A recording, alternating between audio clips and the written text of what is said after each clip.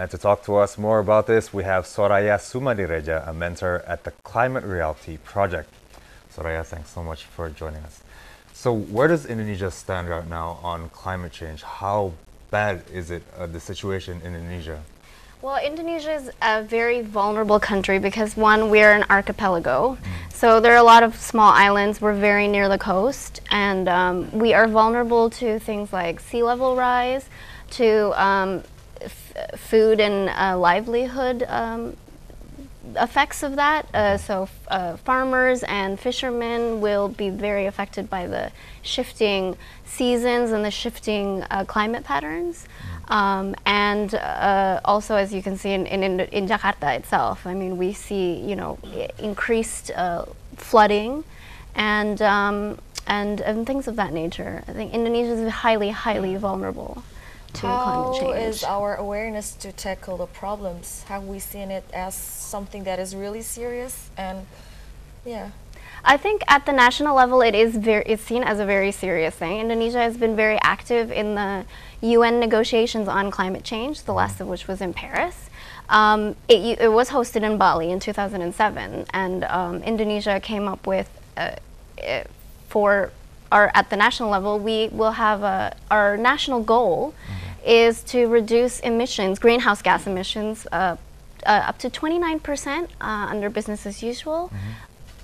Using our own domestic resources, and then up to 41% with the assistance of international donors or help. Right, but what exactly is the government doing to reduce carbon emission? Like, are they implementing any regulations to companies not to do so and so? Or what exactly are they doing right now? Well, Indonesia has a national action plan to reduce greenhouse gas emissions. It's in place. And Indonesia also has a national action plan to adapt to climate change because our country, as I said, it's very vulnerable to climate change, and there are some communities where Indonesia cannot reduce greenhouse gas emissions in some areas, in some industries. But there are areas that we can actually adapt to climate change. For example, like farmers and fishermen, we would help. There BMKG and all the agencies, KLHK, they're doing lots of different activities. Kementerian PU, the Ministry of Public Works, the Ministry of the Ministry of what is it? Environment? Yeah, the Ministry of Environment. They all have different actions, and also like I said, our goal to reduce greenhouse gases is in different industries. For example, in waste, in forestry, in transport, in energy. So all of those related line ministries are doing. They have actions, and we're also including the private sector, obviously, and then the civil society and the civil organizations are there to also. There are also actions at the personal level and the public level that we can do as individuals, but also if we're a part of a civil society organization, the role of them is to make sure that Indonesia stays on track with our 29% goal to reduce greenhouse gas emissions. Let's talk about the public level. On a society level, what are some of the issues that are hampering reaching that goal from a public level? I think on the individual level, what I see is that there are a lot of people, maybe young youth, they're actually quite active. So Indonesia has the Youth for Climate Camp that we have high school kids and university students that are very active in talking about climate change and spreading awareness of climate change. But is it reaching to everybody in the language that it needs to be? Because I don't know, we haven't really followed up. Because there are some technical, terms that we might not, we might not understand, right? Yeah. So exactly. So if you speak to farmers and fishermen, they know exactly climate change because they're feeling it. But they may not call it climate change. They may call it a shifting of their planting season or their shifting of their harvesting season. But if you talk to students, I think they know what climate change is. It affects, if you're an economic student, it affects trade because of, if if gas prices go up, costs of things go higher, and all of that is climate change is a very intersectoral, and cross-sectoral issue.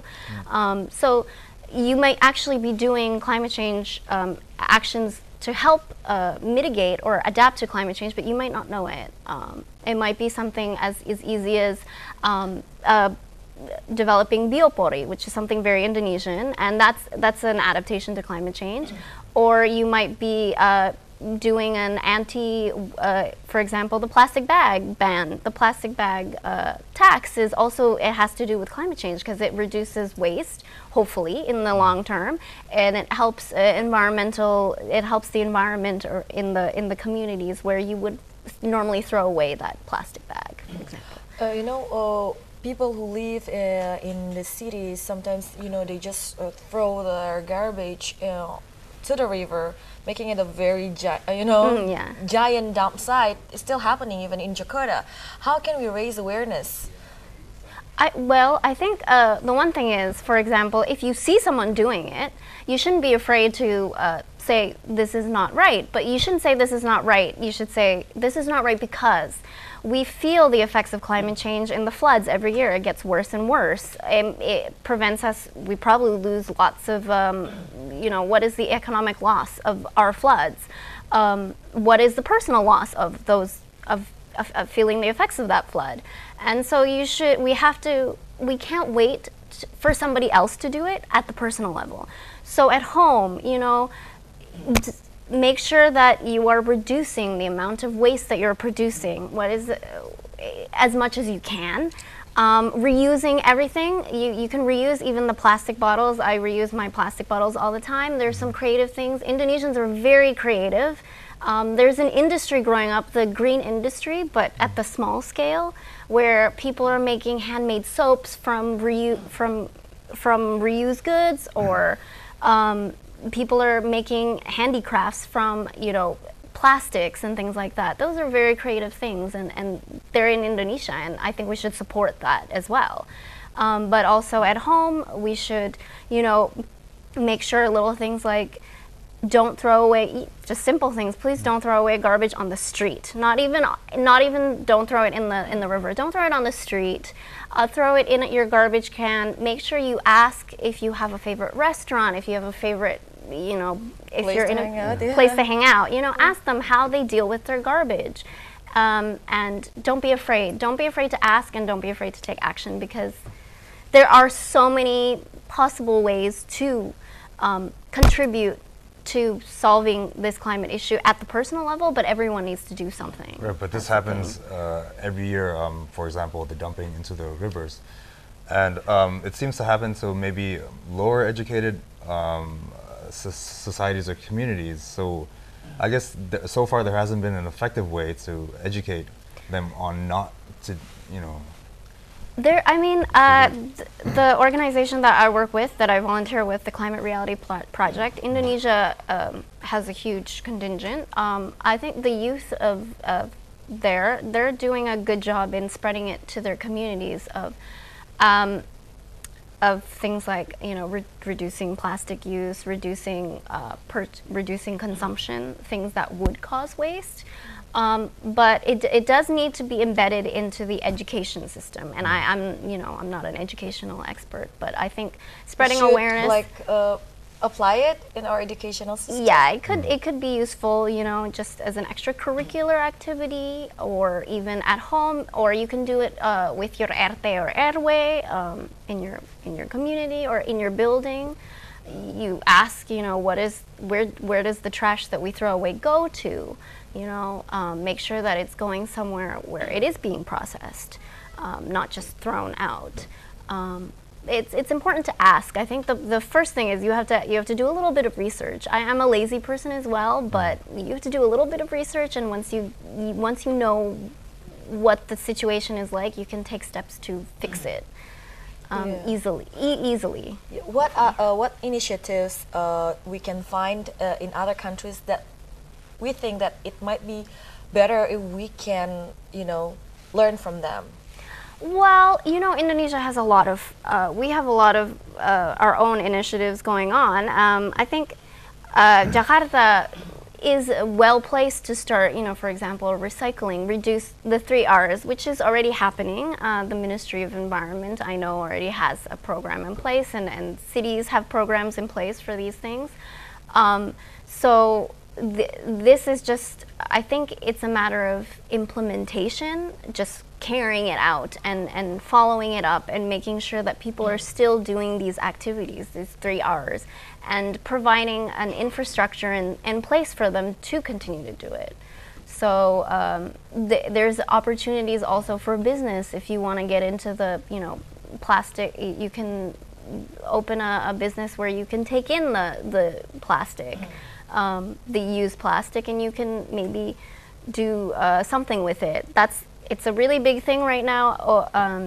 For example, in Sweden, the circular economy, where you take all the parts and then you reuse them, you make them something different. And I think at a small scale in Indonesia, we already have that in some communities, and I think it just needs to be harnessed. And it would be good if people saw that there are other people in Indonesia doing it, so they're not afraid to. Okay, well, today we celebrate Earth Day, and there's a lot of Save the Earth kind of movements like Earth Hour. Do you think they're effective in raising awareness or maybe even inspiring change, like real change?